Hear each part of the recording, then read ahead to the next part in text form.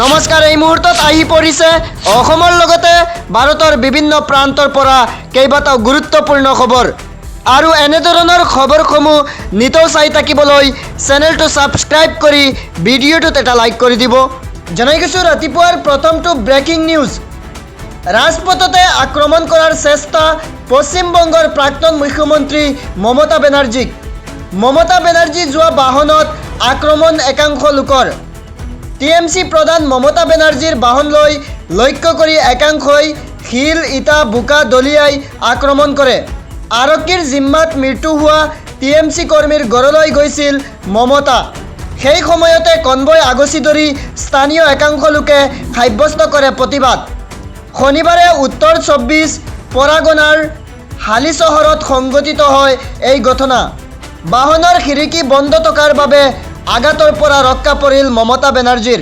এই আক্ৰমণত বিজেপি কৰ্মী সমৰ্থক জড়িত থকাৰ অভিযোগ উত্থাপন কৰিছে। পৰৱৰ্তী খবৰ, উমৰাহজলৈ গৈ অসমৰ বানাক্ৰান্তৰ বাবে দোৱা কৰিছে হাজো শুৱালকুছিৰ মুছলমান লোকে।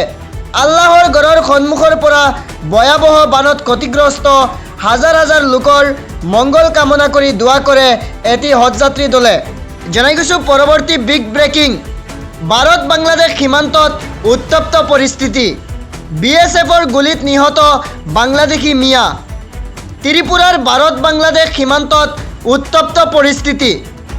বিএছএফৰ গুলীত নিহত হয় বাংলাদেশী তাৰা মিয়া।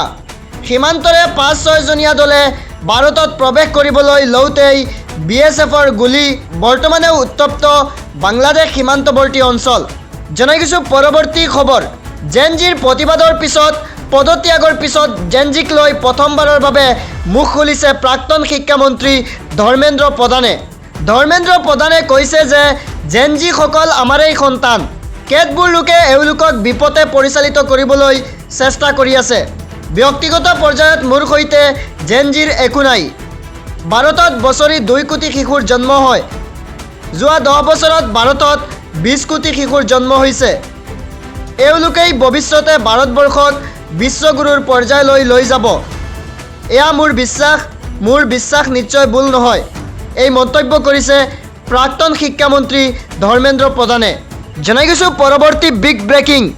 উজনিৰ বানাক্ৰান্তক সহায় কৰিবলৈ শৃংখল চলিহাৰ ঘৰত উপস্থিত হয় আমচুৰ প্ৰাক্তন সভাপতি ৰেজাউল কৰিম। শৃংখল চলিহাৰ বাসগৃহত ৰেজাউল কৰিম উপস্থিত হোৱাৰ লগে লগে ধেমালি কৰি চলিহাই মন্তব্য কৰিছে, মোৰ দুশ্মন অৰ্থাৎ মোৰ শত্ৰু মোৰ ঘৰলৈ আহিছে। এই মন্তব্যই সমগ্ৰ অসমত তীব্ৰ চাঞ্চল্যৰ সৃষ্টি কৰিছে।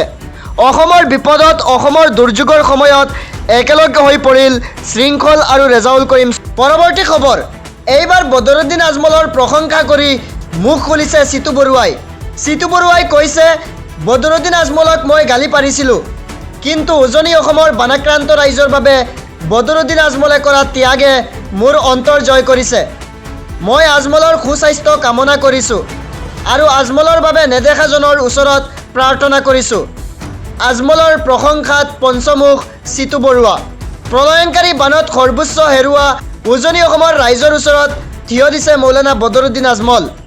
আজমল ফাউণ্ডেশ্যনৰ জৰিয়তে 2 কোটি টকাৰ আৰ্থিক সাহায্য, নামঘৰসমূহৰ পুনৰ নিৰ্মাণৰ বাবে 25 লাখ টকাৰ সাহায্য, 10,000 গড় আৰু শৌচাগাৰ নিৰ্মাণ, 10 লাখ মেখেলা চাদৰ বিতৰণ তথা চিকিৎসা শিবিৰৰ জৰিয়তে নিজৰ মহানুভৱতাৰ পৰিচয় দাঙি ধৰিছে AIUDFৰ মুৰব্বীগৰাকীয়ে।